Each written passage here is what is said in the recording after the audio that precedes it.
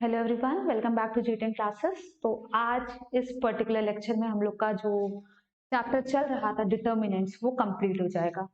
तो determinant chapter में अगर हम लोग फ्लैशबैक में चलें तो हम लोग बेसिकली इंट्रोड्यूस हुए कि डिटर्मिनेंट होता क्या है, माइनर क्या होते हैं, कोफैक्टर क्या होता है, प्रॉपर्टीज क्या होती हैं डिटर्मिनेंट्स की अगर बिना इवैल्यूएशन के आपको कैलकुलेट करना है।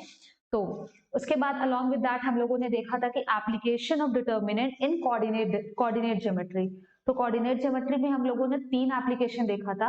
एक देखा था in finding the area of triangle, in calculating या in finding the equation of a line passing through two given points, या in proving that three or more points are collinear।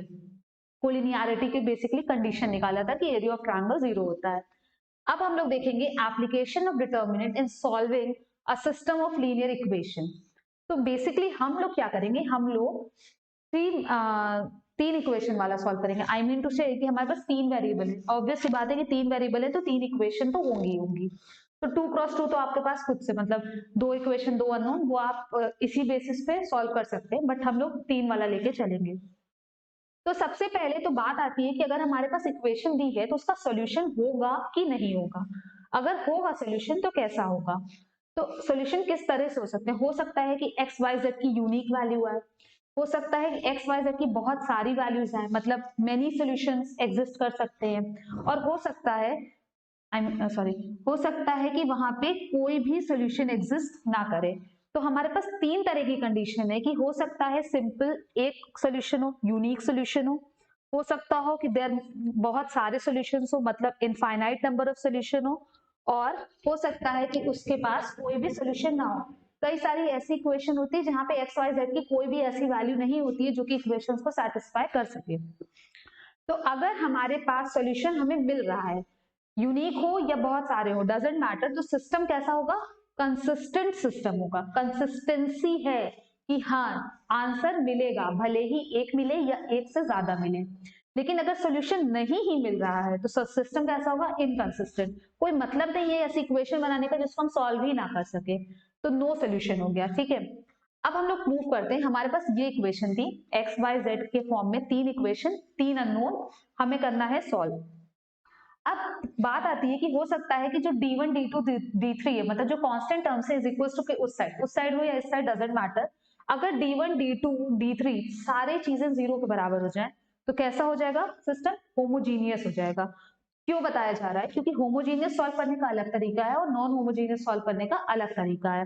ठीक है, अगर d1 d2 d3 सब कुछ zero हो जाएगा तो कैसा हो जाएगा, होमोजीनियस, एल्स नॉन होमोजीनियस। एक भी मतलब नॉन जीरो हुआ तीनों में से तो नॉन होमोजीनियस हो जाएगा। अब इस सिस्टम ऑफ इक्वेशन को सॉल्व करने के लिए हम लोग अभी नॉन होमोजीनियस कंसिडर कर रहे हैं, उसके बाद हम लोग होमोजीनियस पे मूव करेंगे। तो मान लेते हैं कि ये जो चीज है ये कैसे क्या है, नॉन होमोजीनियस। ठीक है, अब इस सिस्टम ऑफ इक्वेशन को सॉल्व करने के लिए कौन सा रूल लगेगा, क्रेमर्स रूल लगेगा। Very simple, Cramer's rule. मैं लाइन बाय लाइन लिखती हूँ, आप वही स्टेप फॉलो करिएगा। सबसे पहले हम लोग करेंगे कैलकुलेट डी। डी क्या होता है, एक्स वाई जेड के जो भी कोफिशिएंट्स हैं उनसे हम लोग क्या करेंगे, 3x3 की मैट्रिक्स बना लेंगे। फाइन, मतलब a1 b1 c1 उसी ऑर्डर में लिखिएगा। अगर आप एक्स वाई जेड का लिख रहे हैं तो दोबारा भी एक्स वाई जेड का ही लिखिएगा, a2 b2 c2 a3 b3 c3। Fine, ये आपका कैलकुलेट हो गया डी। कोई प्रॉब्लम नहीं होगी, आपके पास सिस्टम ऑफ लीनियर इक्वेशन दिया है, आप लोग इजिली डी को कैलकुलेट कर सकते हैं। इसके बाद हम लोग क्या करेंगे, हम लोग करेंगे कैलकुलेट सेकेंड स्टेप में डी1। डी1 क्या होता है कि जिस भी पर्टिकुलर कॉलम में आपने एक्स के कोफिशिएंट्स लिखे हैं वहां पे आप क्या करिए, ये जो इज इक्वल टू के बाद कांस्टेंट टर्म्स है उससे रिप्लेस कर दीजिए। मतलब कौन सा ऐसा कॉलम है जहां पे एक्स के कोफिशिएंट्स लिखे हैं, पहला कॉलम, उसको उठाइए और इससे रिप्लेस कर दीजिए सेम ऑर्डर में, d1 d2 d3, बाकी को as it is b1 b2 b3 c1 c2 c3 लिख दीजिए। फाइन, थर्ड स्टेप में क्या करिए, आप D2 कैलकुलेट करिए। D2 में क्या होगा कि अभी हम लोगों ने क्या किया कि जो x के कोफिशिएंट्स थे उसको रिप्लेस किया, अब हम लोग y के कोफिशिएंट्स को रिप्लेस करेंगे। बाकी सारे सेम तरह से, y का कोफिशिएंट वाली रो क्या है, b1 b2 b3, वहां पे लिख देंगे D1 D2 D3, ये C1 C2 C3, ठीक है। फोर्थ स्टेप में हम लोग क्या करेंगे, D3 कैलकुलेट करेंगे। D3 में क्या करेंगे, अब हम लोग Z के कोफिशिएंट्स को कांस्टेंट से रिप्लेस करेंगे, A1 A2 A3, बाकी को एज इट इज लिखेंगे B1 B2 B3 D1 D2 D3। अब देखिए ये क्यों बोला जा रहा था कि सिस्टम जो है नॉन होमोजीनियस होना चाहिए, क्योंकि अगर D1 D2 D3 तीनों चीज जीरो हो जाएगी तो ये भी जीरो हो जाएगा, ये भी जीरो हो जाएगा, ये भी जीरो हो जाएगा। फाइन, बस यहां तक अगर आपने सही से कैलकुलेशन कर लिया तो पांचवें स्टेप में कुछ नहीं रखा है, x की वैल्यू क्या होगी, कौन सा ऐसा डिटर्मिनेंट है जिसमें आपने x के कोफिशिएंट्स को कांस्टेंट से रिप्लेस किया था, D1, बस खत्म बात, D1 अपॉन डी x हो गया, y क्या हो गया D2 अपॉन डी, z क्या हो गया D3 अपॉन डी। ये होता है नॉन होमोजीनियस सिस्टम का सॉल्यूशन, कि अगर तीन इक्वेशन दी है हमारे पास, तीन इक्वेशन तीन अननोन, माइट बी पॉसिबल दो इक्वेशन दो अननोन है, तब तो बहुत और सिंपल हो जाएगा। तो वहां पे आप कैसे कैलकुलेट करेंगे, एक्स वाई जेड, पहले आप डी कैलकुलेट करेंगे, फिर D1 कैलकुलेट करेंगे, D2 D3 सब कैलकुलेट कर देंगे, उसके बाद डिवाइड कर देंगे, और डिवाइड करने के बाद non homogeneous system of equation का सॉल्यूशन आ जाएगा। होप सो यहाँ तक क्लियर होगा। अब बारी आती है कि सॉल्यूशन होगा कैसा, एक सॉल्यूशन आएगा, बहुत सारे सॉल्यूशन आएंगे, मेनी सॉल्यूशन, या नो सॉल्यूशन। तो सिंपल सी बात, हम लोग के पास कंडीशंस होंगी कि सॉल्यूशन कैसा होगा, यूनिक सॉल्यूशन। यूनिक सॉल्यूशन होने के लिए जो डी है it should not be equal to zero. Determinant जो है हमारे सारे कोफिशिएंट्स से बनने वाली मैट्रिक्स का जो डिटर्मिनेंट है वो जीरो के बराबर नहीं आएगा। अगर वो जीरो के बराबर नहीं आता है तो सिस्टम को बोला जाएगा कि सिस्टम में हमारा यूनिक सॉल्यूशन है। अगर हम लोग मेनी सॉल्यूशन की तरफ प्रोसीड करें, पहले तो मेनी सॉल्यूशन छोड़ते हैं, अगर ये है तो कैसा सिस्टम हो गया हमारा, कंसिस्टेंट हो गया, ठीक है। उसके बाद अगर बोला जाए कि D is not equal to zero and D1 is not equal to zero, D2, मतलब कुछ ऐसा हम करते हैं, अगर एक जनरलाइज तरीके से लेके चले तो यूनिक सॉल्यूशन के लिए सबसे पहले अगर आपको प्रूव करना है कि सिस्टम ऑफ इक्वेशन दिया है वो यूनिक सॉल्यूशन एग्जिस्ट करता है कि बहुत सारे सॉल्यूशन एग्जिस्ट करते हैं, तो उसके लिए पहले आपको प्रूव करना पड़ेगा कि जो सिस्टम ऑफ इक्वेशन है वो कंसिस्टेंट है कि इनकंसिस्टेंट है। तो सबसे पहले आपको डी कैलकुलेट करना पड़ेगा। डी क्या था, क्रेमर्स रूल के अकॉर्डिंग कि जो भी एक्स वाई जेड के करस्पॉन्डिंग कोफिशिएंट्स है उनसे एक मैट्रिक्स बनाइए, और मैट्रिक्स से आप मैट्रिक्स का डिटर्मिनेंट निकाल लीजिए। तीन इक्वेशन है, तीन अननोन है, तो कैसी मैट्रिक्स बनेगी, स्क्वायर मैट्रिक्स बनेगी, और अगर स्क्वायर मैट्रिक्स बनेगी तो उसका डिटर्मिनेंट निकालना पॉसिबल है। तो वहां से हमें पता चल जाएगा कि सॉल्यूशन जो होगा वो यूनिक होगा, मेनी सॉल्यूशन होगा कि नो सॉल्यूशन होगा। तो अगर determinant is not equal to zero बोल दिया जा रहा है तो सिस्टम ऑफ इक्वेशन कैसा है, कंसिस्टेंट है, उसका सॉल्यूशन कैसा होगा, यूनिक होगा, जो हम लोग क्रेमर्स रूल के अकॉर्डिंग निकाल चुके हैं। उसके बाद अगर बोल दिया जाए कि if D is equal to zero, D1 is equals to 0, D2 is equals to 0 and D3 is equals to 0, ये सारी चीजें अगर जीरो आ जाती हैं तो दो पॉसिबिलिटी है कि सिस्टम जो है वो कंसिस्टेंट भी हो सकता है और इनकंसिस्टेंट भी हो सकता है, ठीक है। लेकिन इनकंसिस्टेंट है तब तो जाहिर सी बात है कि नो सॉल्यूशन होगा, लेकिन अगर कंसिस्टेंट है तो कैसा सॉल्यूशन होगा, मेनी सॉल्यूशन। मतलब अगर कंसिस्टेंट है तो बहुत सारे सॉल्यूशंस एग्जिस्ट करेंगे, और अगर इनकंसिस्टेंट हो गया तो कोई भी सॉल्यूशन एग्जिस्ट नहीं करेगा। तो ये एक निकालने का तरीका है कि आप D, D1, D2, D3 सब कुछ कैलकुलेट करके बता सकते हैं कि जो इक्वेशन दी हुई है उसका जो सॉल्यूशन होगा वो यूनिक होगा कि बहुत सारे सॉल्यूशन एग्जिस्ट करेंगे। उसके बाद आती है बारी कि नो सॉल्यूशन, कैसे पता चलेगा कि सॉल्यूशन एग्जिस्ट करेगा ही नहीं। तो if D is equals to 0 and any one of the D1, D2 और D3 is not equal to 0, तो वो क्या हो जाएगा हमारा इनकंसिस्टेंट सॉल्यूशन होगा, मतलब वहां पे कोई इनकंसिस्टेंट सिस्टम होगा और वहां पे कोई भी सॉल्यूशन एग्जिस्ट नहीं करेगा। तो सबसे पहले करना क्या है, कंक्लूजन ऑफ द स्टोरी क्या कह सकते हैं कि आपको तीन इक्वेशन दी है, तीन अननोन की, आप डी कैलकुलेट कीजिए, D1 कीजिए, D2 कीजिए, D3 कीजिए। डी निकाला, देखा क्या D जीरो है अगर डी जीरो आ गया, पहले तो देखेंगे डी जीरो आना नहीं चाहिए, वाई बिकॉज डिनोमिनेटर में है, डी जीरो नहीं है तो सोल्यूशन कैसा हो गया, यूनिक हो गया।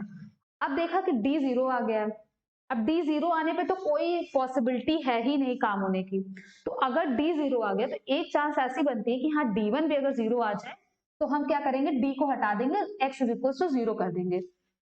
तो अगर D zero, D one zero, D two zero, D three zero, सब कुछ जीरो आ गया तो दो चीजें हो सकती है, सिस्टम कंसिस्टेंट भी हो सकता है और सिस्टम इनकंसिस्टेंट भी हो सकता है। अगर कंसिस्टेंट हुआ तो यूनिक सोल्यूशन नहीं होगा, मेनी सोल्यूशंस एग्जिस्ट करेंगे, और इनकंसिस्टेंट हुआ तब तो नो सोल्यूशन है ही। नो सोल्यूशन होने की एक और तरीका होता है कि डी तो जीरो था ही और D one, D two, D three में क्या हुआ, एक चीज नॉन जीरो आ गई।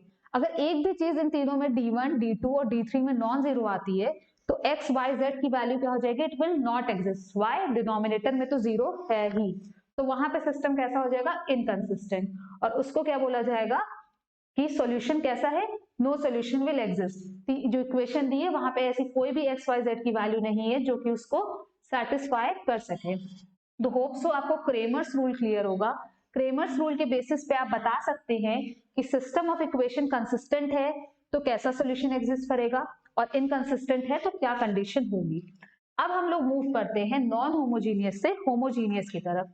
तो जैसा कि हम लोगों ने स्टार्टिंग में ही देखा कि होमोजीनियस सिस्टम क्या होता है, जहां पे x, y, z के कोफिशिएंट्स के अलावा जो कांस्टेंट टर्म होता है वो हमारा जीरो होता है, यही था होमोजीनियस। तो अभी तक हम लोग क्रेमर्स रूल लगा रहे थे, कैसे लगा रहे थे, नॉन होमोजीनियस सिस्टम के लिए। अब हम लोग होमोजीनियस सिस्टम देखेंगे।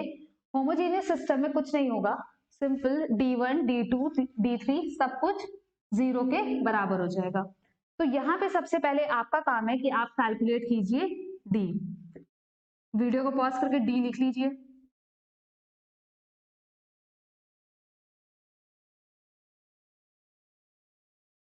ये आएगा D।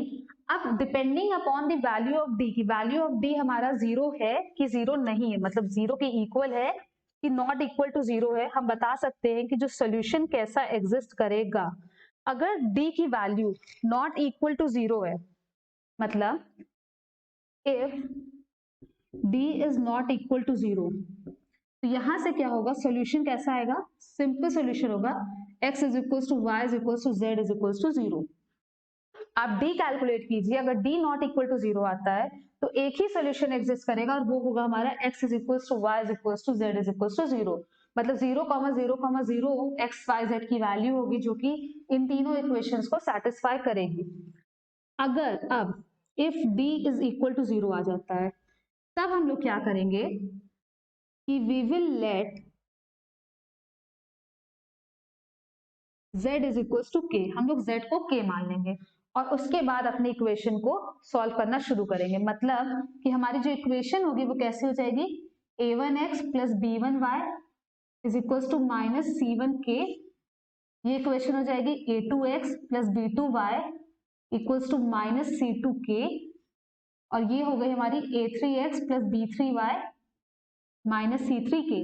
अब हमारे पास क्या हुआ है कि दो अननोन है x y और दो इक्वेशन है, हम कोई भी दो इक्वेशन को सॉल्व करेंगे, x y की वैल्यू निकालेंगे, उठा के तीसरे इक्वेशन में पुट करेंगे, वहां से k की वैल्यू निकाल लेंगे, simple.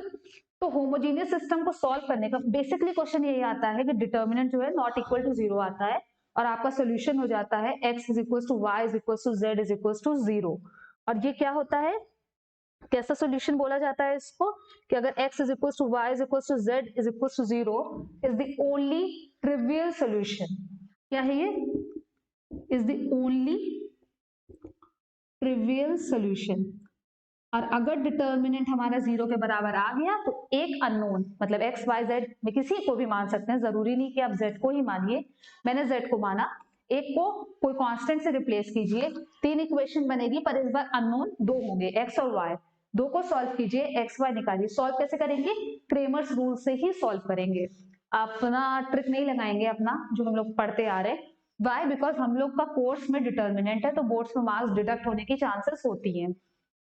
So this was all about application of determinants in solving a system of linear equation, system consistent हो inconsistent हो, homogeneous हो non homogeneous हो, सबका solution हम determinants की मदद से निकाल सकते हैं।